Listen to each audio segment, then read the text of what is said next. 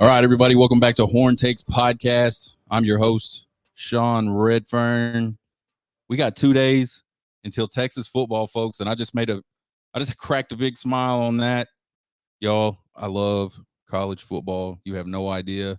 Last Saturday was okay. Not any really good games. Actually, they were pretty terrible.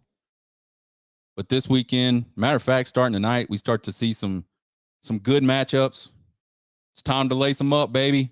Sark said it best. It's the best time of the year, and he's absolutely 100% right. I like Christmas a lot. I'm a Christmas guy. A lot of people in my family are Halloween people and Thanksgiving people, and those are okay. But Christmas, college football, two of the greatest times of the year, with college football being just a notch above Christmas. Check us out on Twitter, TikTok, and YouTube at Horn Takes. If you like to listen to podcasts, driving around, riding in planes, whatever it is, where you can't watch a video maybe necessarily, check us out at horntakespodcast.buzzsprout.com. Everything we do here goes up there. Check us out there. Follow us on YouTube. Subscribe on YouTube. A little bit of recruiting news, not a whole lot. There hasn't been a whole lot of Texas recruiting news probably for the last couple weeks. Really, the only thing going on right now is you got some news earlier this week that 5-star cornerback Kobe Black has got crystal balls to Texas, lots of them. I don't know if he's got crystal balls anywhere else. I haven't seen them. But it looks like he's probably taking his recruitment the distance. At least that's what it looks like right now. You see that a lot with these 5-star guys. I'm actually kind of surprised we've seen so many 5-stars come out and say that they're going to make their decisions right before football season. A lot of those kids, they like to take their visits and draw it out, and I'm sure they have great reasons for it. I'm not hating on them, but that's generally what you see with the 5-star guys. There's not many 5-stars left. Speaking of 5-stars, you got 5-star defensive tackle Dominic McKinley out of Louisiana. He's got crystal balls to Texas. I don't know if he's got crystal balls anywhere else. Probably. He's announcing tomorrow at 3:30 p.m. Central Time there at his high school. And, folks, this has been a wild last week. I think leading up to probably Tuesday, every Texas fan on the planet had to think Dominic McKinley is going to be a Longhorn. But there's been all kinds of Twitter buzz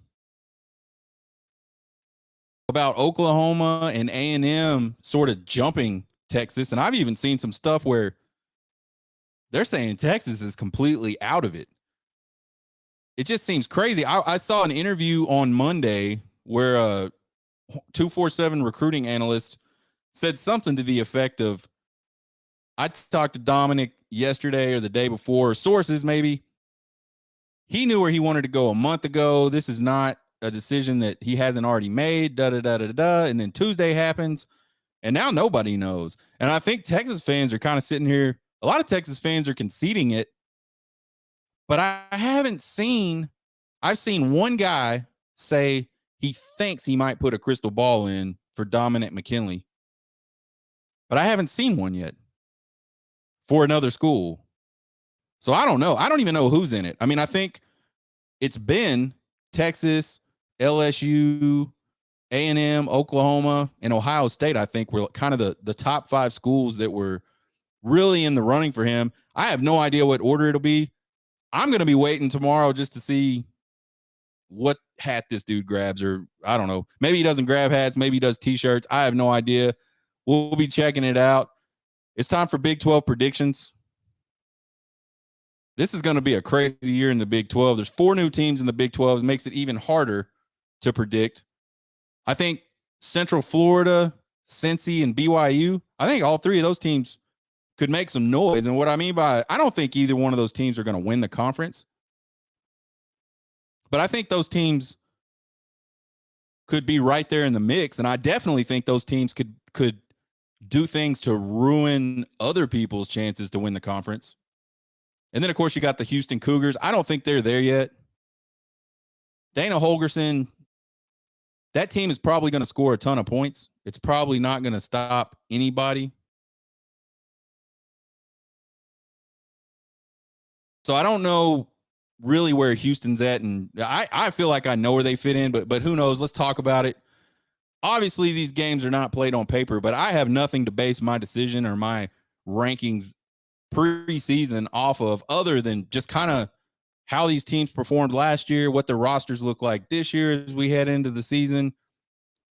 There's some other variables like coaching changes, coaching staff, just all kinds of stuff can kind of, even in the preseason, lead into how you might rank teams. One thing that won't lead into it is how they played because they haven't even played yet. So keep in mind, folks, everything I'm about to say is literally just based on rosters. I think there's 3 or 4 tiers, maybe 3.5 tiers of teams in the Big 12 this year. I think sitting at the very top of all of that is Texas. If it's 4 tiers, Texas is in a tier by itself. I think they have the roster now. Sark has recruited 2 back-to-back top 5 recruiting classes. He's really filled needs for this team. He hasn't just recruited stars. He's been out there finding where this team is weak and getting guys in those positions, building depth in those positions, and it's all really quality talent. The coaching continuity is there for Texas. They've had only 2 coaches leave since Sark arrived on campus at Texas. And then I think the culture's there. You listen to all the reports out of fall camp and you watch the spring game and you just hear Sark talk.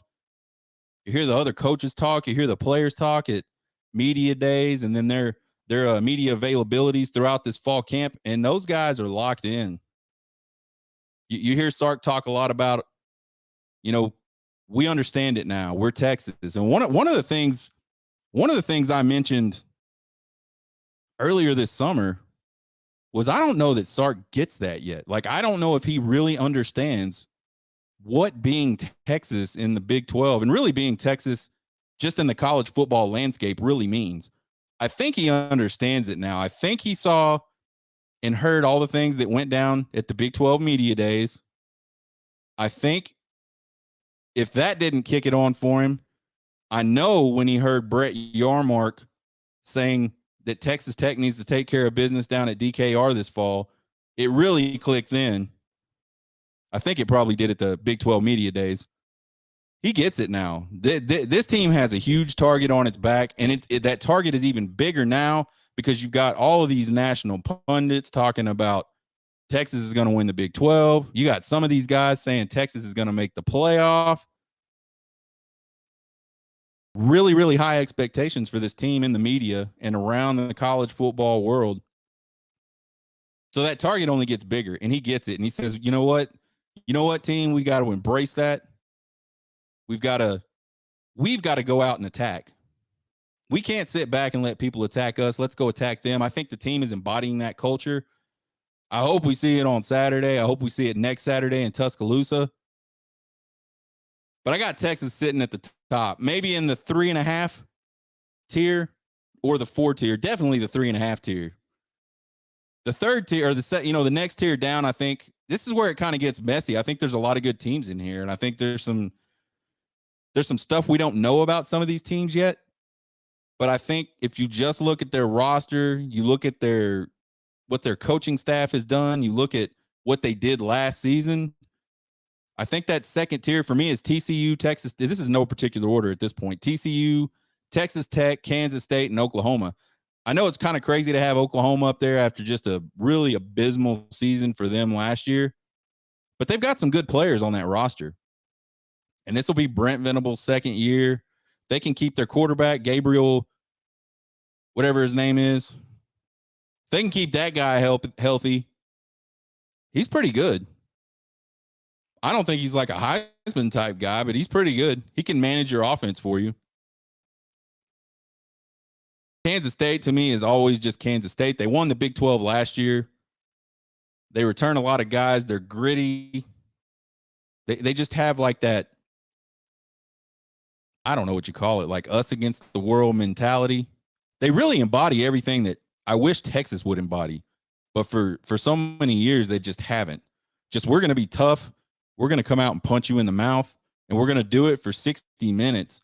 Man, you watched that Big 12 championship game last year, and I picked Kansas State to win that game because I knew they were going to come and fight for 60 minutes. And that was like a, you know, you always hear people say that was a heavyweight bout. You know, they were just punching back. That was a true knockdown, drag out, old fashioned, just backyard, in the alley, fighting over the girl squab by Kansas State and TCU last season.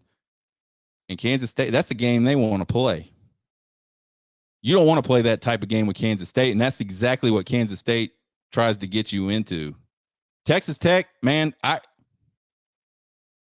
they had a really good season last year. They were 8-5. I love what Joey McGuire is doing. I love what he's doing from the context of Texas Tech. If he was my coach, I wouldn't like it, but he's not my coach. He's the Texas Tech coach. I live in Lubbock. I know what makes these people tick. I've been around these people enough. They are eating up them some Joey McGuire, and the team is doing the same thing. I've said it multiple times. I think if Joey McGuire just gathered up that team and said, we're gonna go do something. We're just gonna go like kick the shit out of homeless people. I think those guys would ready break, haul ass, go find some homeless people and just start fighting homeless people. They are that bought in to Joey McGuire. And that stuff matters. They're gonna, you know, Tech's always been like a scrappy team. They've never really been able to get the best recruits. They always seem to get, you know, a few, enough, right? And quarterbacks, they always have quarterbacks or used to. I don't know what this crop looks like. I'm not sold yet on the quarterbacks at Tech, but I think they have the potential to be pretty good. But they're always scrappy, and they'll especially at home. At home, they're really tough. So I got Texas Tech in that second tier, and then obviously TCU played for a national championship last year. Got beat up pretty hard in that Big 12 championship game against Kansas State, but man, they rallied back, beat a good Michigan team, got in the championship. They did get stroked in the championship, but they made it. Probably the luckiest team to every. I mean, like all season last year, I compared them to Ohio State from 2002, 2001, maybe 2002, I think it was. They reminded me of that team where like they just found these weird ways to win football games. The luck finally ran out when they got into the national championship. They were just completely outmatched. And I think they were outmatched roster-wise, physically, in a lot of other games last year. But they just found ways to win games. So I've got them in my second tier. A lot of people think they're going to slip really far. They lost a lot. They lost their offensive coordinator. They lost their quarterback. They lost a running back. They lost a really good wide receiver. They have a pretty decent roster still. I think they're going to be okay. Then I think you go down a tier, and there's even some teams in this tier that I think are pretty good, and I think I don't think any of these teams probably have a chance to win the Big 12. I think one of them could wind up in the Big 12 championship game, maybe. And I think certainly that this little tier of teams can mess things up for other people. I think you've got Kansas in this tier, Oklahoma State, Central Florida, Cincinnati, and BYU. BYU I really like. I always have really liked. They're kind of like Kansas State, man. They're gonna be tough. They're gonna punch you in the mouth, and they're gonna try to like lure you into this really physical, disciplined game that just a lot of teams aren't good at. And BYU, that's the game they want to play, just like Kansas State. That's what they're gonna play. Cincinnati in the playoff a couple years ago, I didn't really pay attention to Cincinnati last year, so I have no idea what they did, to be perfectly honest. They got to have some good players on that roster, though they always have. I mean, you go back to the days where, I mean,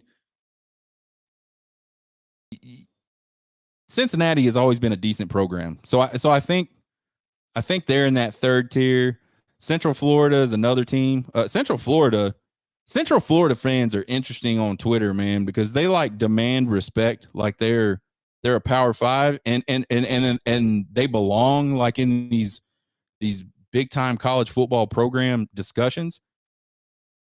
And what sucks is some of them have some pretty good arguments. Like they started from absolute nothing and built like a big football program that, for a while, for a couple of years there, they were really, really good.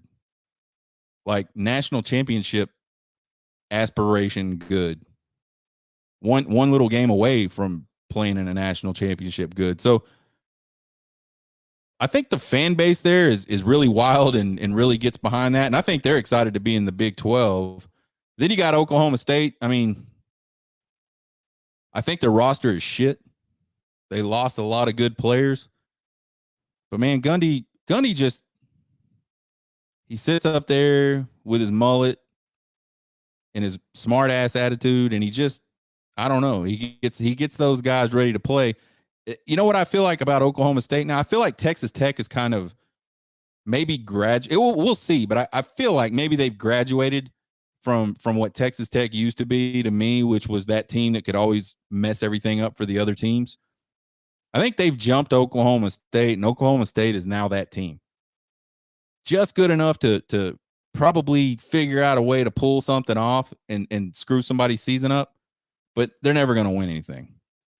And then you got Kansas. I really like Kansas. Talked a little bit earlier, probably in, I don't know, late July maybe, about Kansas. I really like their offense, man. I think if Kansas defensively could figure out, like, play some games where they just play outside of their head, and the coaches guess right and the players execute correctly, and they can stop some people, they're going to be tough. Because those guys they're going to score some points this year. They were doing really well before that quarterback got hurt last year. So that's my second or third tier, depending on how you want to look at it. And then I got the bottom tier. I think you've got Baylor, West Virginia, Iowa State, and Houston. I don't expect anything out of any of these teams. Iowa State was horrible last year, and they've lost like half their team because of gambling. So I really don't know if, the 5-star culture there is gonna kick in time for all those new guys to be able to beat anybody. West Virginia was terrible last year. Baylor was okay. I just feel like there's too many good. I feel like Baylor's about to start getting beat up on, like Baylor used to get beat up on back in the day. And then again, Houston, we talked about them a little bit. They're going to score a ton of points, but they're not going to stop a soul. I mean, Houston games against the right teams could end up being. We could see Houston score 40 points this season and lose games. That's how bad they are on defense. So the final standings, the final rankings for the Big 12 for us, we're going to go Texas, Oklahoma, Texas Tech, Kansas State, TCU, Kansas, Central Florida, Cincinnati, Oklahoma State, BYU, Baylor, Houston, West Virginia, and Iowa State. I think your Big 12 championship game this year is going to be Texas and Oklahoma. I think they're going to meet back up in Arlington for round 2. And I think Texas is going to win their second game against Oklahoma in 2023, win the Big 12, book it down. That's what it's going to be. Trace other games. So every week we'll look at 3 games that are interesting to me outside of the Texas game. And what I was doing last year was I would talk about these 3 games. I'd make a prediction on these 3 games. And then we come back the next show and see how well I did. And actually, not to toot my own horn, and I'll probably do terrible this year. It's just Murphy's Law, right? It's just the way it go. But I did really good last year. I mean, I think I was batting over 800 on these deals last year on picking the winner and the loser. Florida at number 14, Utah. This one kicks off right after this show tonight. This was a good game last year. I think it was going to be a good game this year, and it still may be. Utah's a 4.5-point favorite. Saw yesterday Cam Rising's not going to play in this game. I don't know why. I didn't pay attention to why. And honestly, it could be a fake thing. I could be falling victim to like some fake shit on the internet. That's possible. I know the line didn't move a single bit after that announcement came out. So it could have been fake, or Vegas might have already known that Cam Rising wasn't playing and already had that baked into their line. I don't know. Utah was 10-4 last year in 2022. They had 2 wins over USC, including their second straight Pac-12 championship win. They had a close loss to UCLA and Oregon. So a pretty good season for Utah. I mean, Utah is, again, one of those programs that they just always are going to be tough. They're going to find a way to win some games. I think they really shocked the Pac-12 the last 2 seasons by winning that conference. Florida was 6-7 with a win over number 7 Utah in Gainesville to kick off 2022. Real close win. I believe it was 26-24.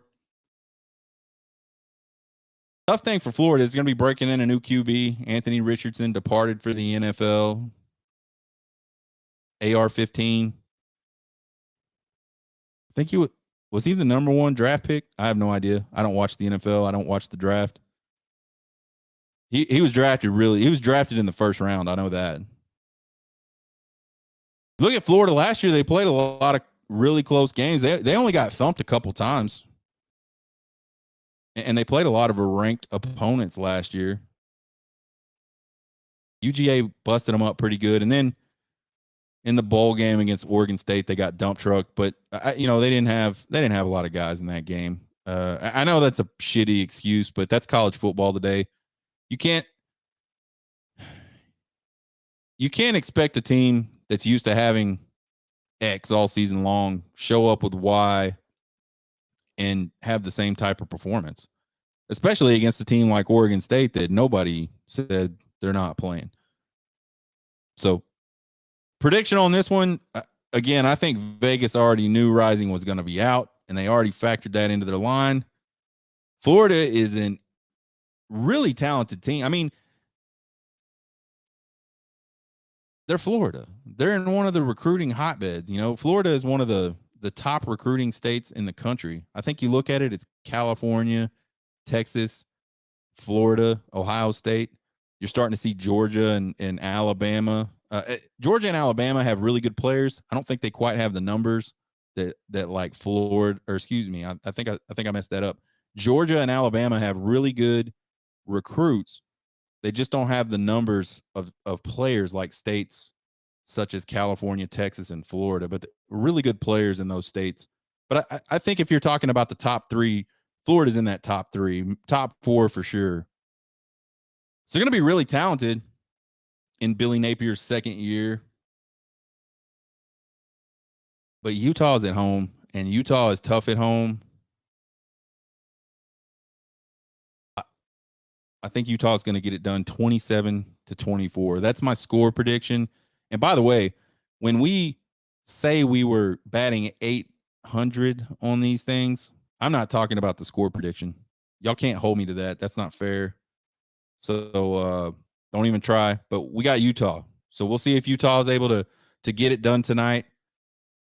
If it wasn't for LSU and Florida State playing on Sunday night, this game would be definitely the most talked about game this weekend. And it may be already. If you look at how much talk is going on about this game commensurate to the teams that are in this game, it's way overblown. Colorado at number 17, TCU. This game kicks off at 11 a.m. Central Time Saturday morning. TCU is a 20.5-point favorite. Colorado was 1-11 in 2022, and man, it was not a pretty 1-11. You know how, 1-11 sucks, right? But there's a universe where you could go 1-11 and maybe feel a little bit happy about yourself, maybe feel okay about yourself. You lost a lot of close games. You played some really good opponents really well for most of the game, and maybe the game got away from you late. That's not what happened to Colorado last year. Colorado absolutely just got clown stomped last year. every single game, basically. Just a really rough year for Colorado football. Coach Prime comes in, gets the job, guts the roster. I think last time I read, it was 58 players that rolled over, maybe 63, something around, just an insane amount. Roughly 66% of that team, 66% of that roster, roughly, this year was not on this roster last year. So just a crazy amount of turnover there. I think this roster has a couple of really pretty good skill guys, but I think that's it. For me, the jury's still out on Shedeur Sanders. I know he did really well at Jackson State. Jackson State is not D1 football, like legit D1 football. I mean, I think you talk all the time about, the speed of the game, how the speed of the game changes from high school to college, no matter what level of college that you go to. I think the speed of the game for Shedeur Sanders is about to be different by a lot. I think it's going to take him a while. I think he's talented, but I think it's going to take him a while to get used to the speed of the game at this level. I think this roster is really, really weak in the trenches. And if you listen to me at all, folks, you know how important I feel like the trenches are. You look at the dominant SEC teams over this run of SEC dominance in college football, and those teams dominated people on the offensive line and on the defensive line. It's not a secret. That's how you win. Skill guys are great, and I think there's some transcendental type skill guys that can turn nothing into something. But there's not a lot of those type of guys. And if you have offensive line that can just mow through people, and you have a defensive line that can hold that line of scrimmage and get a good pass rush, skill guys almost don't matter. So Colorado's super weak in the trenches. I think that's going to hurt them badly this season. I mean, like really. I mean, I don't think Colorado's winning more than 3 games, maybe. Switch over to TCU. They finished 13-2 last season. Trip to the national championship game. Probably for them, super excited to get to the national championship game, no doubt, right? I mean, I don't know a single person on the planet that would say, if we were going to get blown out like that, I'd rather not make it. I think that's, and if you do hear somebody say that, I think they're full of shit. The goal is to get there. You get there, you have a chance. It wasn't a great chance for TCU, but they had a chance. So a really good season for TCU last year. They did lose a lot of talent to the NFL. They lost their offensive coordinator. They picked up a really good offensive coordinator, though. Kendall Briles coordinated some really, really good offenses at Baylor. I think he was at Arkansas last. Did some good stuff there with KJ Jefferson.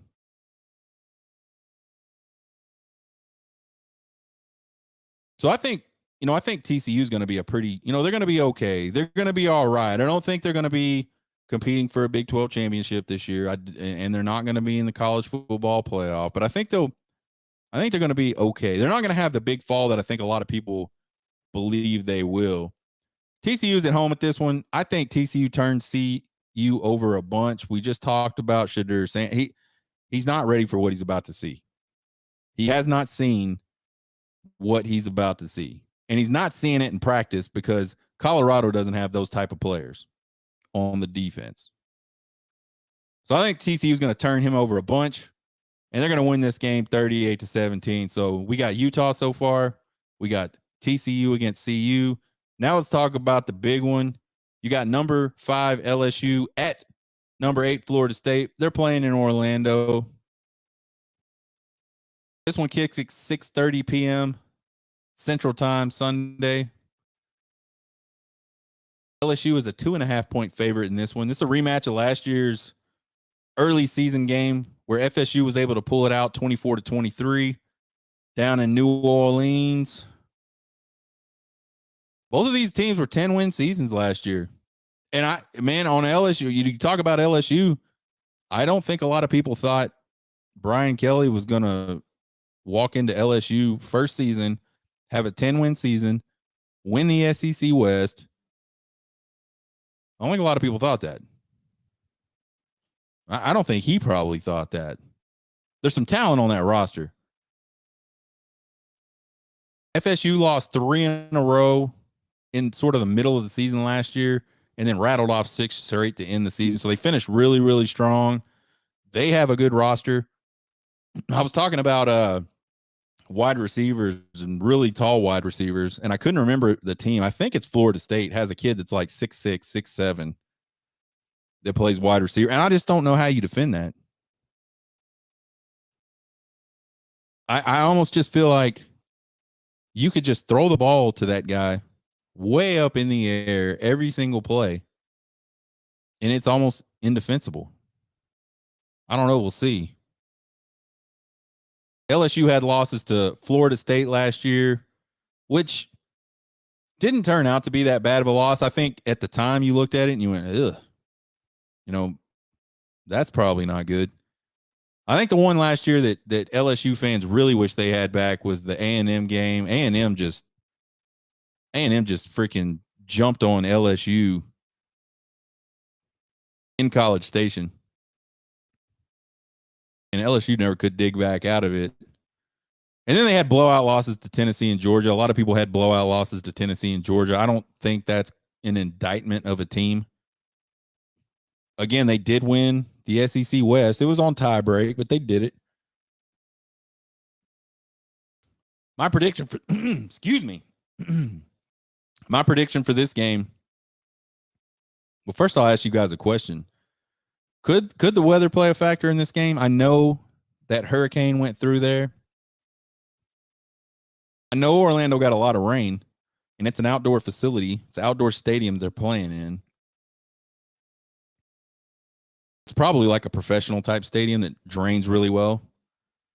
And I saw the weather for the game. It's supposed to be like 89 degrees and sunny, maybe partly cloudy. So I don't know. It'll be interesting to see if that field is a little mushy. I think if that field is a little mushy, I think that favors LSU. I just feel like LSU is probably built more to be in a game like that where you kind of have to run the ball. Maybe it's slick. I don't know. We'll see what happens. It's probably not going to matter at all. I look at both these teams at number 5 and number 8, and I think they're both like highly overrated. I think they're both really good teams. They're definitely like top 15 teams for sure. Maybe one of them in the top 10, number 11, 12, somewhere around in there. I don't think these are 2 5 and 8 teams.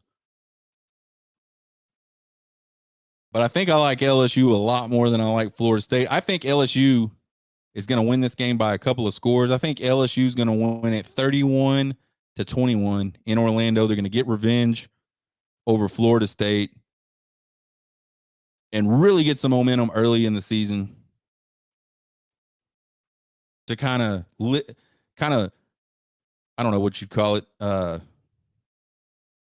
live up to that hype that they've got going on right now. So there's our Trace other games and our predictions for those Trace other games. Rice Owls prediction time, folks. It's the game we've all been waiting for all offseason. The Rice Owls. Texas is a 35.5-point favorite in this game. Rice has got 15 returning starters. So this is an experienced Rice team. And I think, all bullshitting aside, I think this team has some pretty good skill guys. And I think they're led by got to be the oldest college quarterback since the dude in Necessary Roughness, JT Daniels. This will be his third time playing in Darrell K. Royal, and for his third different team. And this is his fourth team over. This guy played at Darrell K. Royal for USC. He played in Darrell K. Royal for West Virginia. He's going to come in Saturday with Rice, and he was at Georgia for a while. I don't even know how that's possible. But JT Daniels has not fared well in his previous 2 attempts at winning games in Darrell K. Royal. He has lost those games. And he just hasn't thrown the ball well. He hasn't even thrown for 100 yards in 2 games. So not only has he not done well, he's been pretty terrible in those games. Whether that's on him or not, I couldn't tell you, but he's really kind of sitting on the shit end of the stick in this one, because this one is going to be, this is the type of game where you look at it and you say, Texas is just physically better in the trenches. They're physically better offensively, defensively, everywhere. This is the type of game Texas should just line up and run right over the top of Rice. The trench warfare will be the huge difference in this game. Our prediction for this game, Texas gets the win, no doubt. But they're going to win this one 52-10, folks. That's going to be it. 52-10 for Texas. I just think they're too strong in the trenches. Check us out Tuesday. We'll do recruiting updates. We'll find out. We'll talk about where Dominic McKinley ended up. I don't know, man. We'll do a week 1 recap. We'll talk about these Trace other games. We'll talk about the Texas game, obviously. I'm excited because the Horn Takes Travel and Roadshow is going on the road next week. We're leaving Thursday to head to Tuscaloosa, baby. We're going to have a hell of a time. We'll talk about the Bama game coming up, obviously. Subscribe to the YouTube channel. Check out the podcast anywhere you listen to podcasts. We're on Twitter, TikTok, YouTube, at Horn Takes. Email me at horntakespodcast@gmail.com with all your questions, comments, concerns, and criticisms. I love them all. You guys get hooked.